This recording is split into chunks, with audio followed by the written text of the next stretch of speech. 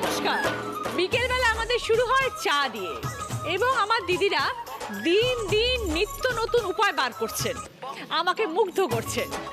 আজ প্রিয়াঙ্কা সেরকমই একটা বিষয় করেছে চা নিয়ে। প্রিয়াঙ্কার বিষয়টা কি প্রিয়াঙ্কা নিজেই বলবে, বলো প্রিয়াঙ্কা। বাঙালি মানেই চা। আমরা যে কোনো বাড়িতে যেখানে যাই না কেন একটুখানি চা, রকে আড্ডা তো চা, বাড়িতে কেউ আসলে তো চা। তো চাটাকে একটু অন্যরকম করলে কেমন হয়?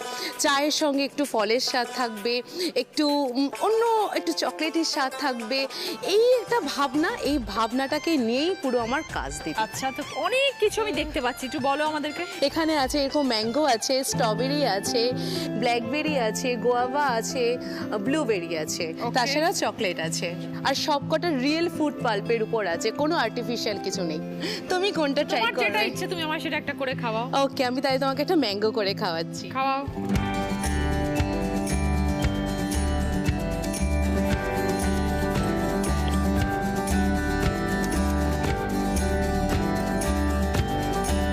তার সাথে এটা কি? এটা ক্রিম আছে, ফ্রেশ ক্রিম।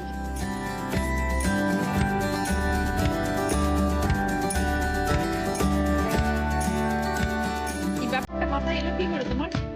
এটাই তো দিদি। ওই পর আবার এই ম্যাঙ্গো পাল্পটা। হ্যাঁ হ্যাঁ হ্যাঁ।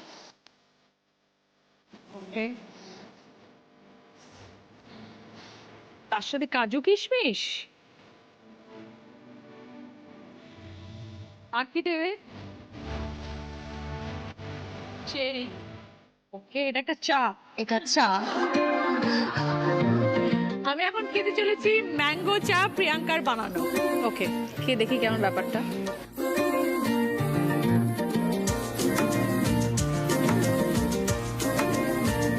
অন্য ধরনের একদম।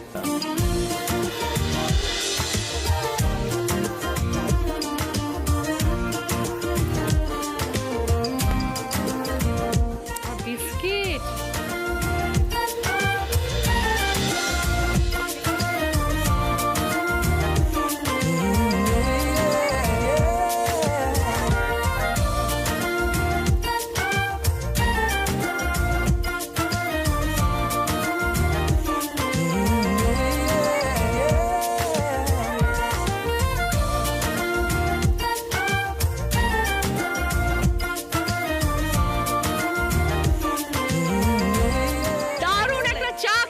বিভিন্ন ফ্লেভারের এখানে চায়ের সব সরঞ্জাম রয়েছে এবং আমরা প্রত্যেকে বিভিন্ন টাইপের ফ্লেভার টেস্ট করলাম।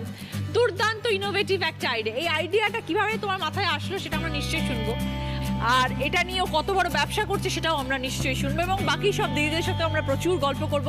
আমরা সবাইকে নিয়ে যাবো পোডিয়ামে এবং শুরু করবো আমাদের আজকের পর্ব।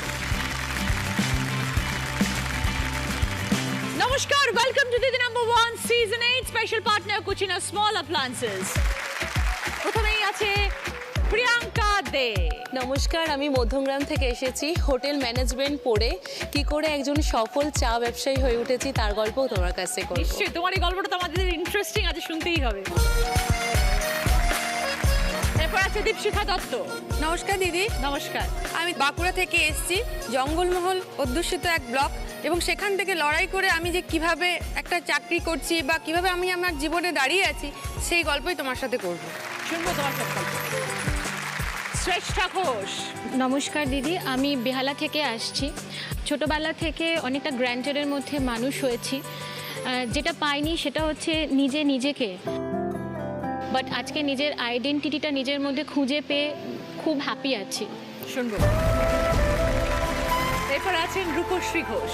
নমস্কার দিদি, আমি পাকসাকা সিআইটি রোড থেকে এসেছি। কিভাবে একটা বাড়ির বউ থেকে খাদি সোসাইটির সেক্রেটারি হয়ে উঠতে পেরেছি, আজকে সেই গল্পটা তোমার সাথে করব। ওই জন্যই পেছনে ওইগুলো সব ঝুলছে, এবার বুঝতে পেরেছি। এক্স্যাক্টলি। গল্প শুনবো সব। সবাইকে নিয়ে শুরু করছি আমাদের প্রথম রাউন্ডে খেলা দিদি মেয়ে জয়েতে। প্রিয়াঙ্কা, এবার তোমার সাথে একটু কথা বলি। একটা দুর্দান্ত যে একটা চা আমাদের খাওয়ালে, এত ইনোভেটিভ, মানে চিন্তাই করা যায় না কত রকমের খাবার আমরা খেতে পারি, কিন্তু এটার ভাবনা চিন্তাটা এলো কিভাবে? আমি একটা নিম্ন মধ্যবিত্ত ঘরের মেয়ে। আমি ছোটবেলা থেকে খুব আদরেই বড় হয়েছিলাম। তো ছোটবেলা থেকে না 8-5টা মেয়েদের মতো আমারও একটা স্বপ্ন ছিল যে নিজে কিছু করব। তো আমার একটু হোটেল ইন্ডাস্ট্রি নিয়ে পড়াশোনা করার খুব ইচ্ছে ছিল। তো বাবা মায়ের এতটা আর্থিক ক্ষমতা ছিল না যে আমাকে একটা হোটেল ইন্ডাস্ট্রি নিয়ে পড়াশোনা করাবে। খুব কষ্ট করে এডুকেশন লোন নিয়ে আমি হোটেল ইন্ডাস্ট্রি নিয়ে পড়লাম। তো বেশি দিন ওয়েট হয়নি আমার চাকরি আমি পেয়ে গেছিলাম। আমি বাইরে আমার পোস্টিং হয়ে গেছিলো। তো আমি নাগপুরে চাকরি করেছি, তারপর আমি লোকাল এখানকার অনেক ক্লাবে হোটেলে চাকরি করেছি। এই করে করে এগোচ্ছে সব কিছুই। তারপরে নিজের ফ্রেন্ড সার্কেলের মধ্যে আমার হাজব্যান্ডের সাথে পরিচয় হলো। হাজব্যান্ডের মা বাবার সবার ইচ্ছাতেই বিয়ে হলো, আমার মেয়েও হলো। তো একদিন একটা দোকানে গেলাম, আমি ফুটেরই একটা দোকানে চা খাচ্ছি। চা খেতে খেতে ভাবলাম কি এই চা নিয়ে শুরু করলে কীরকম হয়।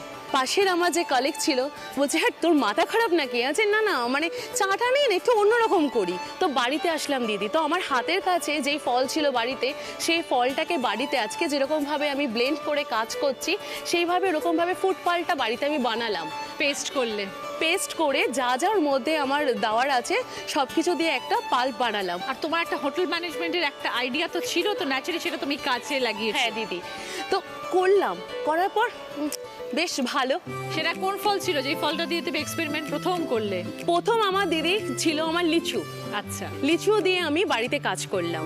তো তারপরে আমি একটা এক্সিবিশনের আমি একটা গেলাম, 2-3টা আম নিয়ে গেছি। আচ্ছা, এবার আমার কাছে এসে এখন বলছে কি আমের চাটা কি করে হয়? আমি যে দাঁড়ান আমি করে দিচ্ছি। এবার আমি ওখানেই পাল্পটা বানাচ্ছি। এবার লোকটা খেলো, ভালো হয়েছে টেস্ট। উনি ওনার ফ্যামিলিতে যারা এক্সিবিশন আরও এসেছিলেন, ওখানে যাওয়া বেশ আমের চা পাওয়া যাচ্ছে। এবার আমি একটা নার্ভাস হয়ে গেছি যে কি করে করব এইভাবে। মানে আমিও বুঝতে পারিনি যে এতটা রেসপন্স আসবে, আমি বুঝতে পারিনি। তারপরে আমি ওখানে একটা ভালো রেসপন্স পেলাম। তারপরে আবার একটা আমাদের মেলাতে করলাম। এই আজকে অফিস, এই আজকে এক্সিবিশন, এইভাবে হচ্ছে না। তো অফিস আমাকে রিজাইন করতে হবে। আমার এক মুহূর্ত ডিসিশন নিতে আমার দেরি হয়নি যে 42,000 টাকা স্যালারি ছেড়ে আমি একদিন যেই ফুটের চা কিনে খেয়েছিলাম সেই ফুটপাতে কোনায় আমি দোকান করব। আমি মার্কেট চিনি না দিদি। তারপরে একদিন এই মেছোয়া মার্কেটে খুঁজতে একজন বলছে, তুমি মেছোয়া মার্কেটে কোনো ফল 12 মাস তুমি এভাবে পারবে না। আমি তোমাকে অ্যাড্রেস দিয়েছি, তুমি খিদিরপুরে চলে যাও, তুমি আমার নাম বলবে, তুমি ওখান থেকে ফল নিয়ে এসে কাজ করো। ওইভাবে আমি ফল এনে বাড়িতে পাল্প করে আজকে এখানে আমি প্রেজেন্ট করতে পেরেছি। আমার দোকানে প্রথম একজন ভদ্রমহিলা এসেছিলেন যার বয়স মাত্র 65 বছর। তিনি আমার দোকানে এসে বলছে, আমি না তোমার দোকান আমি একজনের কাছে শুনে আসলাম যে এখানে ফ্লেভার চা পাওয়া যায়। আমার তো সুগার, তুমি আমাকে একটা চকলেট চা বানিয়ে দাও তো, খাই তো দেখা যাবে। তা ওনাকে চকলেট চা বানালাম। এই তো এত ফ্লেভার দাও, ওটা আমিও একটা খাই, যা হবে। মানে ওনাকে দেওয়ার পর আমার চোখ থেকে সেদিন আমার ফার্স্ট টাইম দোকানে আমি কেঁদেছিলাম যে আমি ভেবেছিলাম যে শুরুটা কি করে করবো, কেউ তো অ্যাকসেপ্ট করছে না, নর্মাল চা লোকে খেয়ে আছে, ফ্লেভার আর আসছে না। তো আজকে ডেটে আর আমাকে পিছনে ঘুরে তাকাতে হয়নি।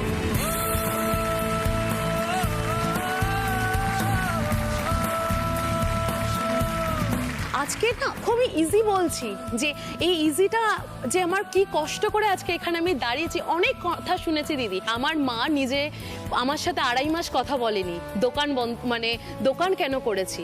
তোর কি মাথা খারাপ হয়েছে? 42,000 টাকা স্যালারি ছেড়ে তুই এটা ফুটের চা দিচ্ছিস, তোর বাবার রেপুটেশন কি হবে বা কি আছে।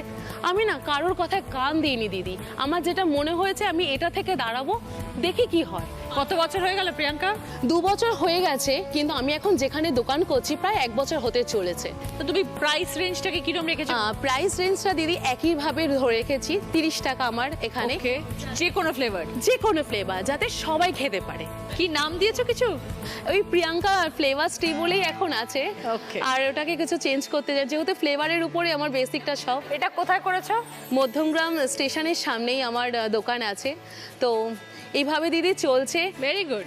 আমার একটা নিজস্ব এনজিও আছে, 2016 থেকে আমি করছি। আচ্ছা। ওই বাচ্চাগুলো অনেক পেন, পেন্সিল, খাতা, ওদের অনেক কিছু পাবে দিদি। দিনের শেষেতেও এতটা ইনকাম হয়, এতটা ইনকামের থেকে যদি এতটা কাউকে যদি দিই তো আমার কমবে না দিদি। তাই তো, ভালো থেকো প্রিয়াঙ্কা, একদম তোমার দিদি। ব্যবসা আরো বড় হোক, আমার অনেক শুভেচ্ছা রইল, অল দ্য বেস্ট। এবার দেখবো সকলের জন্য কি খেলা আছে। খেলাটা বুঝিয়ে দিই, এর মধ্যে লুকানো আছে কমলা লেবু ঝুড়িগুলোর তলায়। মোট 5টা কমলা লেবু আছে, খুঁজে বার করতে হবে। একটা একটা করে খুঁজে বার করবে, এসে ওই বোলটার মধ্যে রাখবে। যে সবার আগে করবে সে 20 পয়েন্টস, আবার 15 পয়েন্টস, 10 পয়েন্টস, 5 পয়েন্টস। প্রথমে খেলতে আসছে প্রিয়াঙ্কা। কমলা লেবু ফ্লেভারের চা হয়? হয়। রেডি, স্টার্ট, যাও। যেগুলো দেখা হয়ে যাচ্ছে সেগুলো উল্টে দাও, তা না হলে মনে রাখতে পারবে না। আরে ছাড়ো ছাড়ো ছাড়ো, যেটা করছো সেটা উল্টাবে।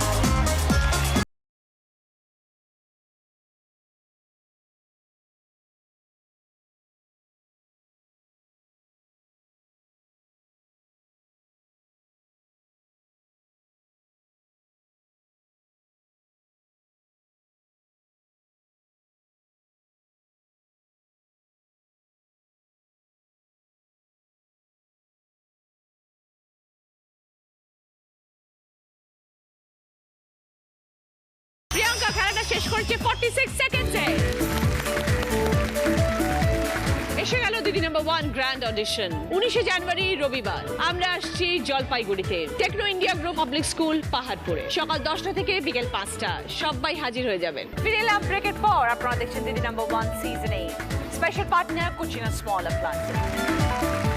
দীপশিকা, জীবনে অনেক লড়াই করতে হয়েছে, জঙ্গলমহলে থেকে বড় হয়েছো।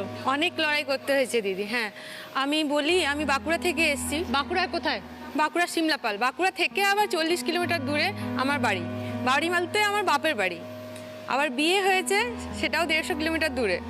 আর আমার চাকরি সিমলাপালে, বাপের বাড়ির কাছে। তো এই 3টে জিনিসকে আমাকে চালিয়ে নিয়ে যেতে এখনও লড়াই করেই যেতে হয়েছে, কারণ সবটাই আমার নিজের পছন্দ মতো। এবং এই নিজের পায়ে দাঁড়াতে গিয়ে প্রথম থেকে আমাকে ভীষণভাবেই লড়াই করতে হয়েছে। বাড়িতে খুব একটা স্বাচ্ছল্যতা ছিল না, নিম্ন মধ্যবিত্ত পরিবার থেকে বেড়ে উঠেছি। পড়াশোনা করি, মাধ্যমিক, উচ্চ মাধ্যমিক দিই। যতটা বাবার সামর্থ্য ততটাই বাবা আমাকে দিয়েছে, তার মধ্যে থেকে আমি দাঁড়িয়েছি। এরপর উচ্চ মাধ্যমিক দেওয়ার পর আমার বন্ধু বান্ধব যারা ছিল, আস্তে আস্তে যেহেতু গ্রাম সেহেতু তাদের বিয়ে হয়ে যেতে থাকে। লড়াইটা শুরু হয় তখন থেকে। কলেজে যাওয়ার পর আস্তে আস্তে তাদের বিয়ে হয়ে গেল। বিয়ে হয়ে যাওয়ার পর আমার সাথে সম্পর্কচ্যুত। আমি যেহেতু পড়াশোনা কন্টিনিউ করে যাচ্ছি, তাদের মা বাবারা এসেও বলে গেছে বাবাকে যে এবার মেয়ের বিয়ে দিন।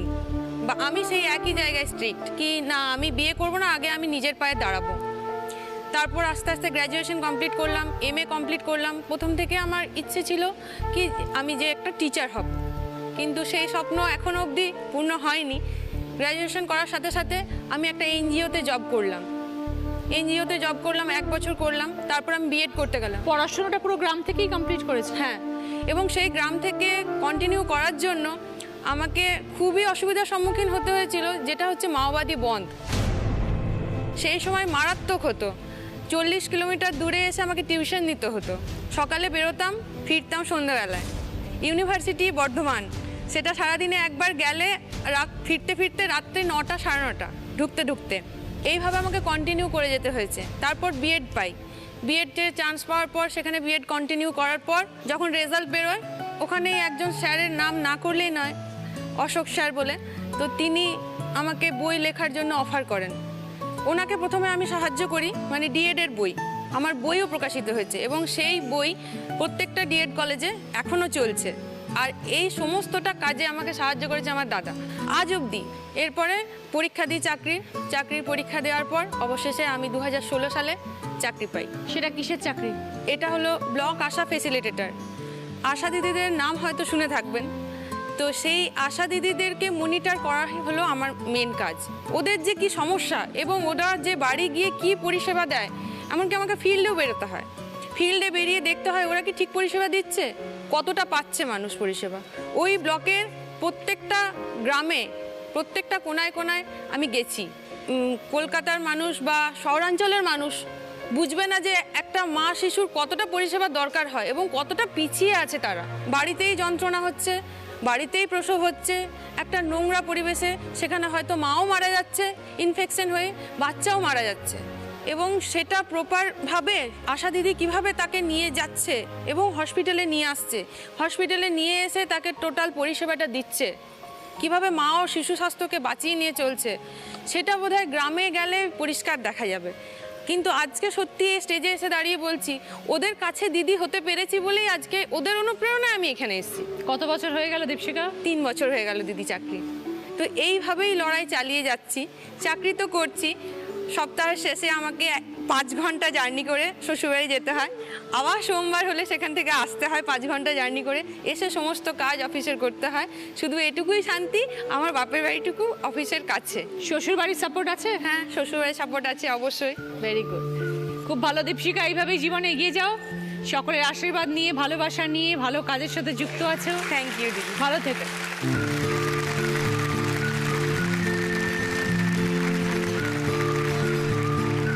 স্টার্ট।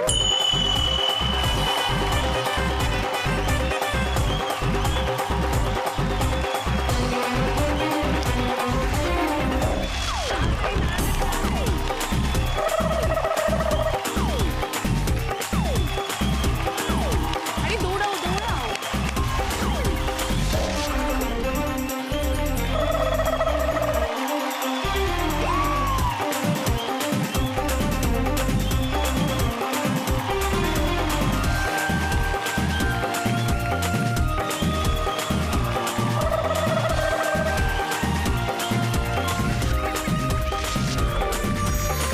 দীপশিকা 48 সেকেন্ড। চলে এসেছে ডান্স বাংলা ডান্স অডিশন 26শে জানুয়ারি রবিবার, সৌভাগ্য প্যালেস, শিবাক রোড, শিলিগুড়িতে, সকাল 10টা থেকে বিকেল 5টা। কেউ মিস করবেন না। ফিরে এলাম ব্রেকের পর। আপনারা দেখছেন Didi number 1 season 8 special partner Kutchina small appliances. Shreshtha, এবার তোমার সাথে একটু কথা বলবো, বলো কি করো তুমি? আমি অ্যাকচুয়ালি কেমিক্যাল ইঞ্জিনিয়ারিং মানে বিটেক কমপ্লিট করে লিন্ডে ইন্ডিয়া লিমিটেড নামে একটি গ্যাস ম্যানুফ্যাকচারিং এমএনসি আছে, তো সেটার যে প্লান্ট সেট আপ করে যে লিকুইফাইড মানে 99% পিওর অক্সিজেনটা হচ্ছে মেডিকেল অক্সিজেনের রিকোয়ারমেন্ট, সেটার ইঞ্জিনিয়ারিং ডিভিশনে আমি অ্যাজ আ প্রজেক্ট ম্যানেজার আছি। তো ইঞ্জিনিয়ারিং করার জন্য আমি হলদিয়া ইনস্টিটিউট অফ টেকনোলজি থেকে ইঞ্জিনিয়ারিং করেছিলাম। তো 3rd সেমিস্টারে আমি যতগুলো ওয়েস্ট বেঙ্গল ইউনিভার্সিটি ছিল তার মধ্যে টপার হয়েছিলাম। Very good. এবং সেই সময় কিছু ফ্যামিলি ফ্রেন্ড সার্কেলের থ্রু দিয়ে আমার হাজব্যান্ডের সঙ্গে আমার পরিচয় হয়। তো সেই সময় আইআইটি প্রিপারেশন নিচ্ছিলাম আমি, আর অল ইন্ডিয়াতে আমার 489 র্যাঙ্ক ছিল। তো একাধারে চাকরিও পেয়ে গেছিলাম লিন্ডেতে, প্লাস মাস্টার্সের জন্য আইআইটি চেন্নাইও ক্র্যাক করে ফেলেছিলাম আমি। So I was in a very good mood, যে চাকরিও হয়ে গেছে, রিসার্চও করতে যেতে পারি, বিয়েও করব, কোনটা করব বুঝতে পারছি না অ্যাকচুয়ালি। সেই সময় আমার হাজব্যান্ড একটা আমাকে জাস্ট রিকোয়েস্ট করেন, যেটা তখন আমি বুঝতে পারিনি। তো উনি তখন আমাকে বলেন যে আইআইটিটা পড়তে যেও না, তাহলে পরে you will be out of town and then our relationship maybe can be compromised. তো তখন কিছু খুব একটা বুঝতে পারিনি, আমি বললাম হবে কিছু একটা, চাকরি তো পেয়েই গেছি, ঠিক আছে আইআইটি পড়তে যাবো না, ছেড়ে দাও। তো মাস্টার্সটা কমপ্লিট করিনি, এখনও র্যাঙ্ক কার্ডটা দেখলে খুব খচখচ করে। সেই অবধিও সব ঠিক ছিল। আমি চাকরি করার 2 বছর পরে I get married to my husband. সব কিছু এই অবধিও ওয়াজ কোয়াইট নাইস। কিন্তু বিয়ের পর থেকে ভীষণ একটা নিজেকে লস্ট ফিলিং লাগতো, কারণ আমি দেখছি যে কানেক্টিভিটিটা কিছুতেই হয়ে উঠছে না। মানে যে সামনে দাঁড়িয়ে আছে সে অ্যাকচুয়ালি আমার শত্রু না মিত্র না নিউট্রাল, কিছুই বুঝতে পারছি না। মানে একটা ঘরের মধ্যে আছি, but I am missing myself. আমি তাকেও বুঝতে পারছি না সে কী চায়, সে কী করতে চাইছে, মানে ভীষণ একটা কনফিউশনের মধ্যে। সেই সময় ওনা খুব তাস খেলা এই সমস্ত খুব ভালোবাসতো। তো সেটা করতে যখন বাইরের দিকে বেরিয়ে গেল, আমি আরও একা হয়ে গেলাম। হাজবেন্ড নেই, অফিসের বাড়ি, এই করতে করতে ভীষণ টায়ার্ড হয়ে যাচ্ছি, আমার কিছু একটা করা দরকার। তো আমি এইভাবে প্রায় 1 বছর শুধু ফেসবুক আর মেসেঞ্জারে আর হোয়াটসঅ্যাপে দুনিয়ার হেন কোনো লোককে নেই যাকে আমি মেসেজ পাঠাইনি যে আমাকে একটা কোনো একজন ট্রেনার খুঁজে দিন, আমি গান শিখতে চাই। এরকম করে আমি আমার গুরুর সন্ধান পাই, যার কাছে আমি শাস্ত্রীয় সঙ্গীত শেখা আরম্ভ করি। আর তিনিও মানে বাইরের দিকে ওই তাস নিয়েই ব্যস্ত, আর আমিও গান নিয়ে ব্যস্ত হয়ে গেলাম। এরকমভাবে কতদিন চললো? এরকমভাবে চললো আরও 2 বছর। আরেকটা মেজর ভুল, যেটা ভুল বা ঠিক আমি জানি না, সেটা সময় বলবে। এখন মনে হয় ঠিক, তখন মনে হয়েছিল ভুল। আই কনসিভড, তারপরে জিনিসটা আরও ডিটোরিয়েট করে। এখন নতুন যে মেম্বার ঘরে অ্যাড হলেন, তার সমস্ত দায়িত্ব এসে পড়লো আমার ওপরে। এই সমস্ত কোনো কথাই মানে এতটা যে মেন্টাল অ্যাগনিতে আছি সেটা কখনো কাউকে শেয়ার করে উঠতে পারিনি। এরকমভাবে যখন আমার মেয়ের 7 মাস বয়স, we decided to go for mutual divorce. তারপরে জীবনটা কি হলো শ্রেষ্ঠা? আমার একটা ভালো রেপুটেশন ছিল, যেহেতু আমার এই ব্যাকগ্রাউন্ডটা, আমার ভালো মার্কস ছিল, আমি ডিরেক্টলি ওখানে চান্স পেয়েছিলাম। কারণ আমার এইচআরদের থেকে আমি প্রচুর সাপোর্ট পেয়েছি। আমার অফিসে শুধুমাত্র আমার মেয়ের জন্য প্রচুর টাকা ইনভেস্ট করে, মানে তখন আমি এমন একজন এমপ্লয়ি ওদের কাছে যে সিঙ্গেল মাদার এবং যার কোনো সাপোর্ট নেই। তো তারা একটা ক্রেজ করে দিয়েছিলেন যে ঠিক আছে তুমি অফিস করো, মানে রাতারাতি উইদিন 7 to 10 days এই ব্যাপারটা হয়েছে। So I was very surprised. মেয়ে কত বড়? 4 বছর। তার মানে পুরোটাই এখন তোমার দায়িত্ব? পুরোটাই আমার দায়িত্ব। আমি ওর মা, আমি ওর বাবা। She doesn't know what is a father. তোমাদের ডিভোর্স হয়ে গেছে? আমার ডিভোর্স হয়ে গেছে। এখন তুমি বাবা মার সঙ্গে থাকো? না, আমি একাই থাকি, মানে একা। আমি আমার নিজের ফ্ল্যাট কিনে নিয়েছি। কোথায় থাকো তুমি? আমি পর্ণশ্রীতে থাকি। আর বাবা মা কোথায় থাকেন? বাবা মা থাকে নদিয়া। ও বাবা, অনেক দূর তো। অনেক দূর, মানে ওনাদেরকে এখানে আসতে বলা মানে আমার ওরা হচ্ছে আমার বট গাছ, মানে ওখানে আছে ব্যাস, আমি ওটুকুনিই জানি। তো লাইফ তো খুব টাফ তাহলে শ্রেষ্ঠা এখন? হ্যাঁ, লাইফ খুব টাফ। তুমি কাজ করছো, বাচ্চা 4 বছর বয়স।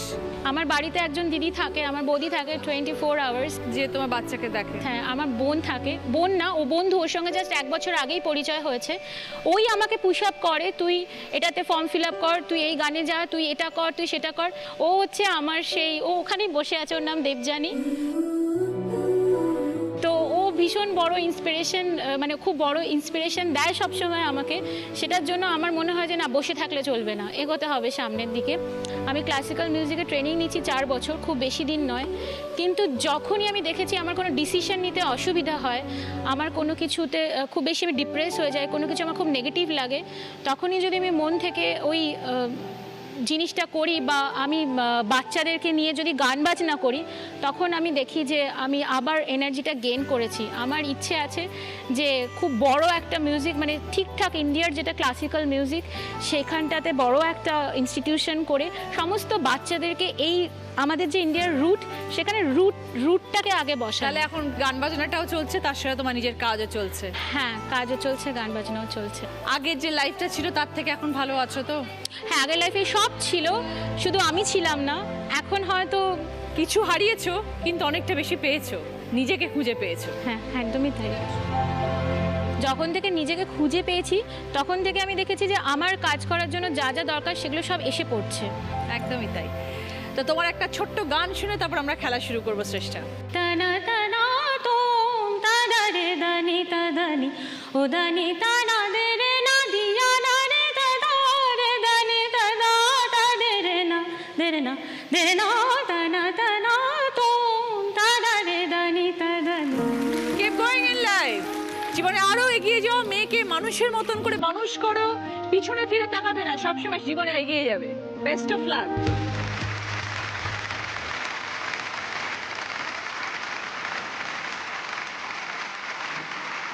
রেডি শ্রেষ্ঠা? হ্যাঁ, গো।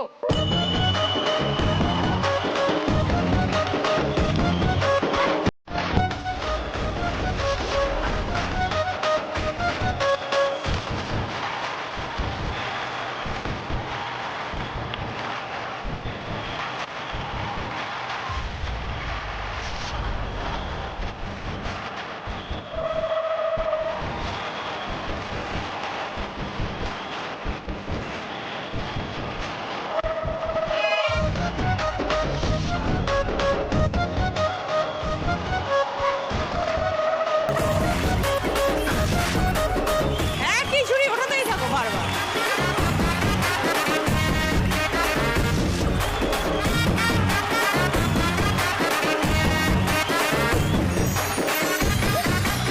শ্রেষ্ঠা টাইম 1 মিনিট 3 সেকেন্ড।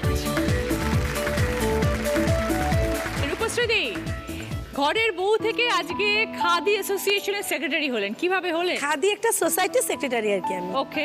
আমার মা লেখিকা, তো তার অনুপ্রেরণায় আমি কবিতা লিখতে লিখতে আমার ওই গান বাজনা, নাচ, মানে এই সমস্ত যে শিল্প সাধনা, এর মধ্যে থেকে আমার মানে জীবনে প্রেমটা আসলো। তারপর আমার নিজে দেখে বিয়ে, তো তারপর থেকে আমার ওই মানে সংগ্রামের অধ্যায়টা সেখান থেকে শুরু আর কি।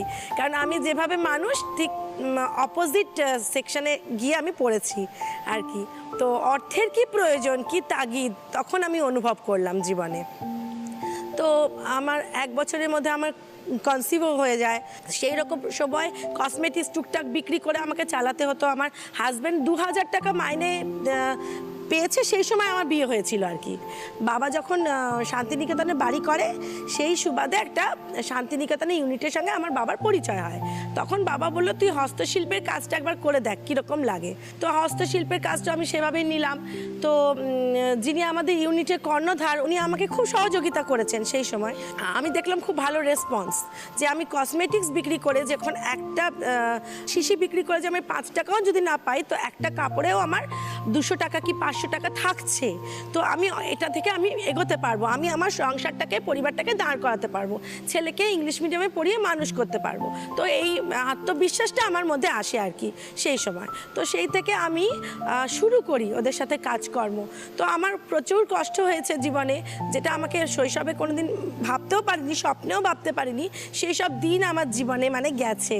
মানে আমি সারাদিন খাওয়া নেই, কিছু নেই, আমি ওই 100 কেজিরও বেশি ওজন আমাকে বইতে হয়েছে, এবং আমাকে ছোট্ট শিশুকে শাশুড়ির কাছে রেখে আমাকে বেরিয়ে যেতে হয়েছে। তো এগুলো বই বই কোথায় নিয়ে যেতেন? বিভিন্ন বুটিকে, বিভিন্ন দোকানে সাপ্লাইয়ের জন্য। মেশিনে কাজটা হয় না, পুরো হাতে, হস্তশিল্প, আমাদের পুরো সবকিছু হস্তশিল্প। তো সেখান থেকে আপনি অর্ডার পেতে শুরু করলেন? হ্যাঁ, সেখান থেকে অর্ডার পেতে শুরু করলো আমার কোম্পানি। সেখান থেকে আমি একটা ওয়েজেস মানে পেতাম, এই অবধি, ব্যাস। আজকে এই জায়গায় যে আপনি কাজ করছেন, কত বছর হয়ে গেল? 15 বছরের ওপর। বা তাহলে তো এক্সপিরিয়েন্স একদম অনেকটা হয়ে গেছে। এটাই সবচেয়ে বড় আমার শ্রী শ্রী নির্মলা মাতাজির আশীর্বাদ, যে ওনার ভক্ত আমরা সবাই এখন ভক্ত। এবং অতটুকু শিশুকে আমি কোনো আয়া বা কারুর কাছে রেখে যে মানে মানসিক শান্তিটা পেতাম না, সেটা আমি শাশুড়ির কাছ থেকে পেয়েছি। মানে উনি সমস্তটা দিয়েছেন আমার ছেলেকে। এবং আমার মা যদি আমাকে না দেখতেন, মানে শান্তিনিকেতনে আমি থাকতে হয়েছে অনেক দিন, মানে কাজের সুবাদে, তো আমার থাকার অসুবিধাটা হতো সেই আমলে। মানে আমাকে একা বেরোতে হয়েছে। আমার হাজব্যান্ড যেহেতু প্রাইভেট ফার্মে কাজ করেন, তো আমাকে একা ঘুরতে হয়েছে।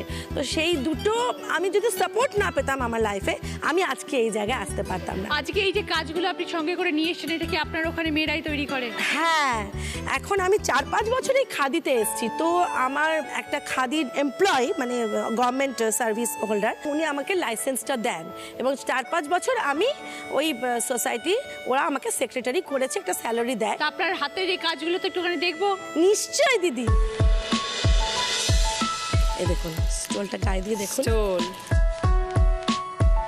এইগুলো তো মানে প্রিন্টেড না? প্রিন্টটা মানে ব্লক প্রিন্ট, তার সাথে খেসটা আছে, এবং এটা পুরোপুরি হ্যান্ড ওভেন, পুরোপুরি হ্যান্ড ওভেন। আমাদের ক্লাইমেটে এরকম ধরনের মেটেরিয়াল, এরকম ধরনের কাজের পিওর একদম তসর, যেটা তসরের ওজনে হয় একদম, সেই তসরের উপর এই কাজটা।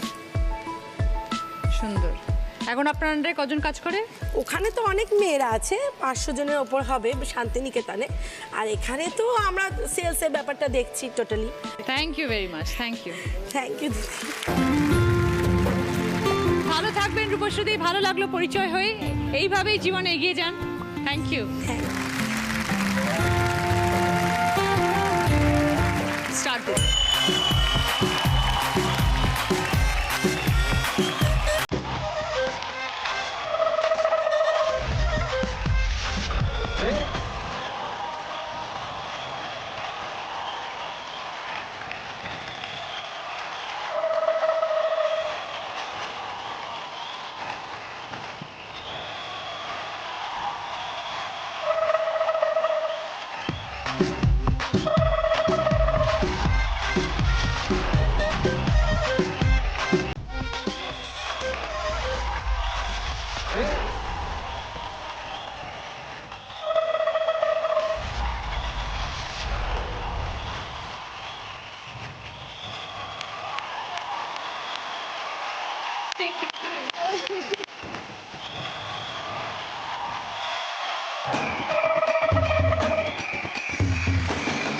রূপশ্রীর টাইম 1 মিনিট 18 সেকেন্ড।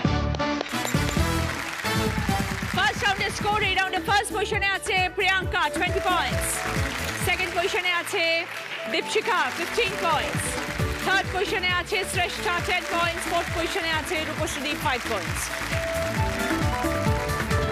প্রিয়াঙ্কার পছন্দ ওটিজি, দীপশিখার পছন্দ পুষ্পা ফার্নিচার তরফ থেকে মাল্টিপারপাস ক্যাবিনেট, পুষ্পা ফার্নিচার যত্নে থাকুক সবকিছু। শ্রেষ্ঠার পছন্দ ভ্যাকিউম ক্লিনার, রূপশ্রীর পছন্দ বেতেল লন্ড্রি ব্যাগ। শুরু করবো আমাদের second round. Kutchina small appliances presents হয় তুমি নয়া। আজকের আমাদের স্পেশাল গেস্ট মেঘলা। প্রথম গানের প্রশ্ন সঠিক উত্তর দিলে গিফট পাবে কুচিনা স্মল অ্যাপ্লায়েন্স তরফ থেকে মিক্সার গ্রাইন্ডার। ক্ষতি কি না হয় আজ পড়বে মেডেরি আমেরিকার কাপড়, মেডেরি আমেরিকার কাপড়, মেডেরি আমেরিকার কাপড়, নয়তো বা ফার্মাকোলজিটাই নিয়ে আজ লেকচারে নাপো, লেকচারে নাপো, লেকচারে নাপো। গানের মধ্যে সাহিত্যের একটি শাখার কথা বলা হয়েছে, সেই শব্দটি কি? বলো প্রিয়াঙ্কা। কাব্য। 5 পয়েন্ট। সঙ্গে কুচিনা স্মল অ্যাপ্লায়েন্স তরফ থেকে মিক্সার গ্রাইন্ডার। দ্বিতীয় গানের প্রশ্ন সঠিক উত্তর দিলে গিফট পাবে সানকুইকের তরফ থেকে প্রেসার কুকার। তিনটে নায়কের ছবি এলইডি স্ক্রিনে ঘুরবে, একটি নায়কের ছবিতে সে আটকে যাবে, সঙ্গে সঙ্গে বাজার প্রেস করে সেই নায়কের ছবির কোনো গান শোনাতে হবে। বলো, বলবো না? বলো শ্রেষ্ঠা। तुझे याद कर लिया है आयत की तरह। 5 পয়েন্টস। সঙ্গে সানকুইকের তরফ থেকে প্রেসার কুকার। থার্ড গান রাইট আনসার দিলে গিফট পাবে লালম অয়েল প্লাসের তরফ থেকে লেডিস ব্যাগ। অনেকগুলো অক্ষর ঘোরাফেরা করছে, একটা ওখানে গিয়ে আটকে যাবে, সেই অক্ষরটা দিয়ে গান শোনাতে হবে। এই প্রশ্নের ক্ষেত্রে খালি বলো, বলবো না? দীপশিখা।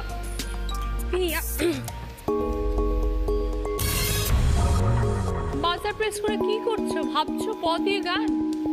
-5 দীপশিখা। এনিওয়ে, এটা হয়ে যাক। প্রজাপতি প্রজাপতি আমার ইচ্ছা হয়ে বনে বনে ঘাসে ঘাসে ওড়ে আর ফিরে প্রজাপতি প্রজাপতি প্রজাপতি।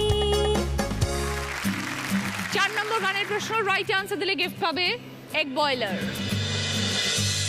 বিভিন্ন মিউজিক্যাল নোটেশনের ছবি এসেছে, এমন একটি গান শোনাবে যেটার মধ্যে গান শব্দটা আছে। বলো শ্রেষ্ঠা। এই শুধু গানের দিন লগন গান শোনাবা। 5 পয়েন্ট শ্রেষ্ঠা। সঙ্গে তোমার গিফট হচ্ছে এগ বয়লার। শেষ গানের প্রশ্ন রাইট আনসার দিলে গিফট পাবে কম্বলের সেট। डम डम टिका टिका मौसम भीगा भीगा, डम डम टिका टिका मौसम भीगा भीगा, बिन पिए मैं तो गिरा, मैं तो गिरा, मैं तो गिरा। हाय अल्लाह सूरत आपकी सुभान अल्लाह, हाय अल्लाह सूरत आपकी सुभान अल्लाह। গানের মধ্যে একটি শব্দ দিয়ে জলবায়ুকে বোঝানো হয়েছে, শব্দটি কি? বলো দীপশিখা। মৌসুম ভিগা ভিগা। 5 পয়েন্ট। সঙ্গে কম্বলের সেট। শুরু করবো আমাদের থার্ড রাউন্ড, কার দৌড় কত দূর। Headphone round. কানে হেডফোনে গান বাজবে, আমার শব্দগুলোকে বুঝতে হবে, আমি পড়ে শোনাবো। সময় 1 minute. Each right word 2 points. প্রথমে খেলবে প্রিয়াঙ্কা। गरम चाय की प्याली हो। যারা দোকানে আসে তাদেরকে কি বলো? এক গরম চায় কি প্যালি হো। गरम चाय की प्याली हो। হাড় হাড় পান হাড় লিকার লিকার লিকার सीने से ফুচকা ফুচকা দোকান ছোলা দোকান কেটলি কেটলি কেটলি কেটলি দোকান বুঝতে পারছি না লিকার লিকার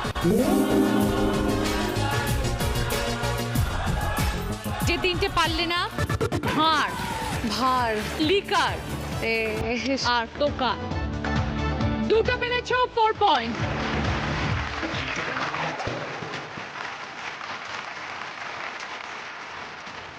যখন দুঃখ হয় কি করো? ভজ গৌরাঙ্গ গৌরাঙ্গের নাম রে।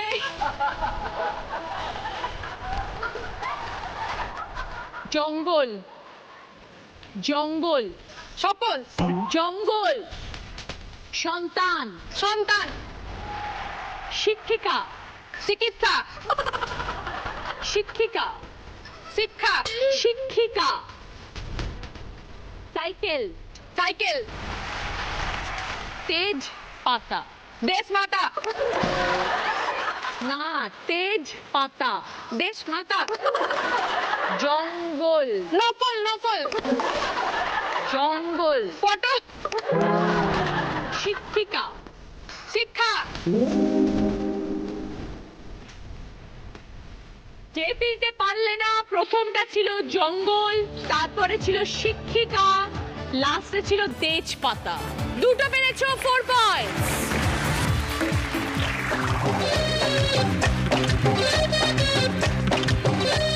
এই শাড়িটা পরলে সবাই কি বলে শ্রেষ্ঠা?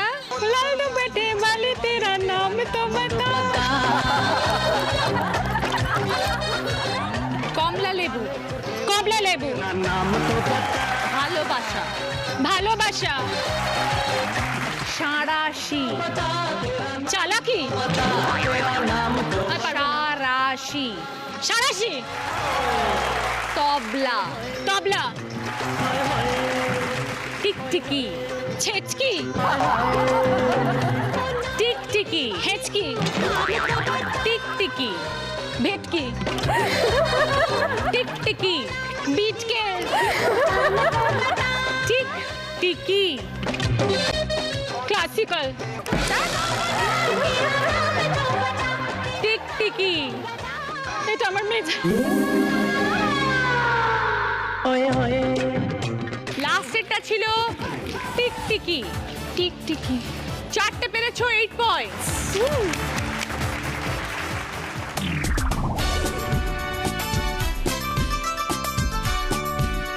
ভগবানকে ডাকেন যখন কি বলেন?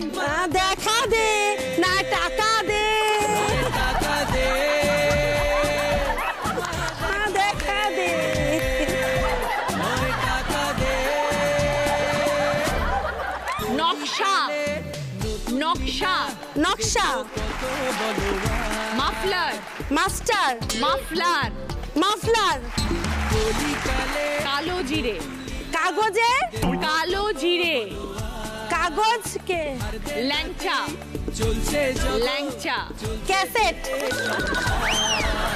ল্যাংচা, চুড়িদার, সোয়েটার, চুড়িদার, ল্যাংচা, কালো জিরে, কালো জিরে, কাগজে, ল্যাংচা,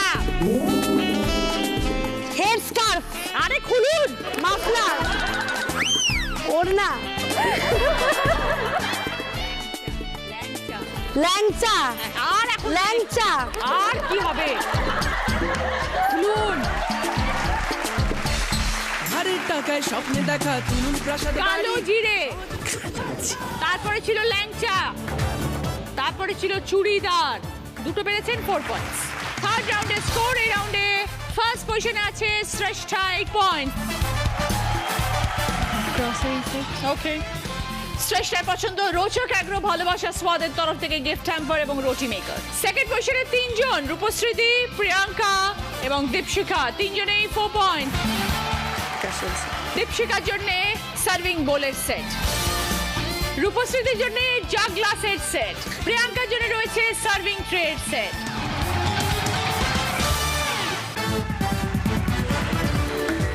ব্রেকের পর আপনারা দেখছেন Didi number 1 season 8 special partner Kutchina small appliances. আমার কস্টিউম স্পন্সর করেছে Adi Dhakeshwari College Street, jewellery sponsor করেছে শিক ফ্যাশন জুয়েলারি। যিনি আজকে দিদি নাম্বার 1 হবেন তিনি পেয়ে যাবেন মুখরোচক চাঁচুরের তরফ থেকে গিফট হ্যাম্পার, সুরভি ম্যানশন গড়িয়াহাট এবং গড়িয়ার তরফ থেকে সোনার হার। শুরু করছি আমাদের শেষ রাউন্ড, বুদ্ধিতে বাজিমার। প্রথম প্রশ্ন সঠিক উত্তর দিলে গিফট পাবে ননস্টিক কুকওয়্যারের সেট। একতারা, কলা, কাঁচ, প্রত্যেকটা শব্দ থেকে পরপর একটা করে অক্ষর নিয়ে একটা নতুন শব্দ বানাও।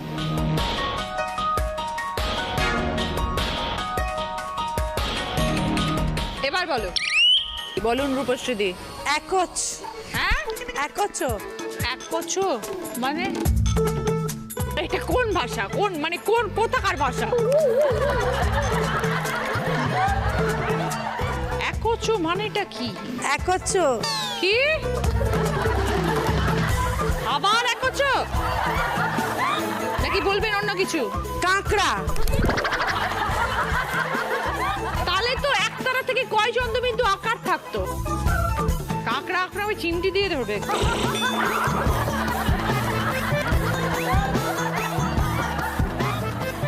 এলাচ। এলাচ। -10 রূপশ্রী। দ্বিতীয় প্রশ্ন রাইট আনসার দিলে গিফট পাবে সিটি গার্লের তরফ থেকে গোল্ড প্লেটেড জুয়েলারি সেট। তোমার মাসি, তার একমাত্র জামাইবাবু, তার বোন তোমার কি?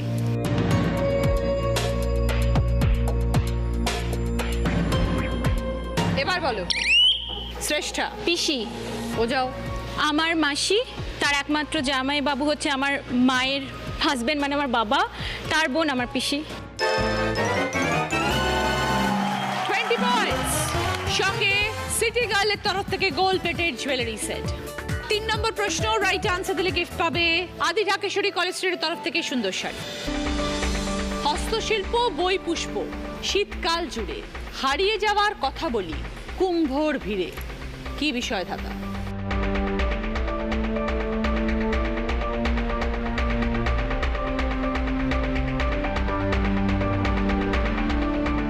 এবার বলো প্রিয়াঙ্কা। মেলা। বোঝাও। হস্তশিল্প, বই, পুষ্প, শীতকাল জুড়ে সবটাই মেলাতেই হয় শীতকালে। হারিয়ে যাওয়ার কথা বলি কুম্ভ মেলার ভিড়ে। Right, 20 points. সঙ্গে আদি ঢাকেশ্বরী কলেজ স্ট্রিটের তরফ থেকে সুন্দর শাড়ি। 4th প্রশ্ন রাইট আনসার দিলে গিফট পাবে উপাসনা মাস্টার্ড অয়েলের তরফ থেকে সর্ষের তেল এবং রুম হিটার। পাশাপাশি ক্লু দুটি জিনিস মিলেমিশে মশলা গুঁড়ো হলো শেষে। ওপর নিচের ক্লু শ্রদ্ধা ভক্তি জানিয়ে যায়, প্রণামের ধরন পাই।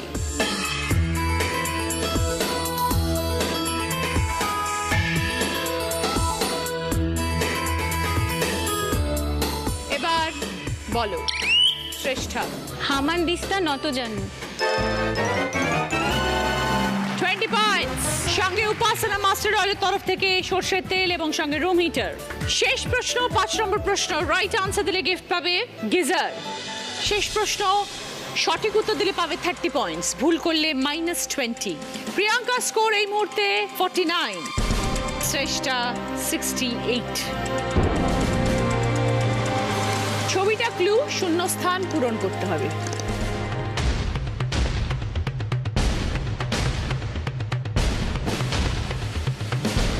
এবার বলো শ্রেষ্ঠা। এক মাঘে শীত যায় না। শ্রেষ্ঠা বলছে এক মাঘে শীত যায় না, যদি সঠিক হয় তবে 30 পয়েন্টস। 30 পয়েন্টস সঙ্গে গিজার। শেষ প্রশ্নের উত্তর দিয়ে আজকে Didi number 1 Shreshtha Ghosh with 98 points. এটা প্রিয়াঙ্কা তোমার মেমেন্টো, দীপশিখার মেমেন্টো, রূপশ্রীদির memento, winner trophy Shreshtha, Didi number 1 এর ব্যাচ। সুরভি ম্যানশন গড়িয়া এবং গড়িয়াহাটের তরফ থেকে সোনার হার। মুখরোচক চানাচুরের তরফ থেকে গিফট হ্যাম্পার। আদি ঢাকেশ্বরী কলেজ স্ট্রিটের তরফ থেকে গিফট ভাউচার। মিয়া অমরের তরফ থেকে দিদি নাম্বার 1 কে। মিয়া অমরের তরফ থেকে সকলের জন্য গিফট হ্যাম্পার। আজকের মতন এই পর্যন্তই। ভালো থাকবেন আপনারা সবাই। আগামীকাল দেখা হচ্ছে, এরপরে আপনারা দেখবেন আলো ছায়া।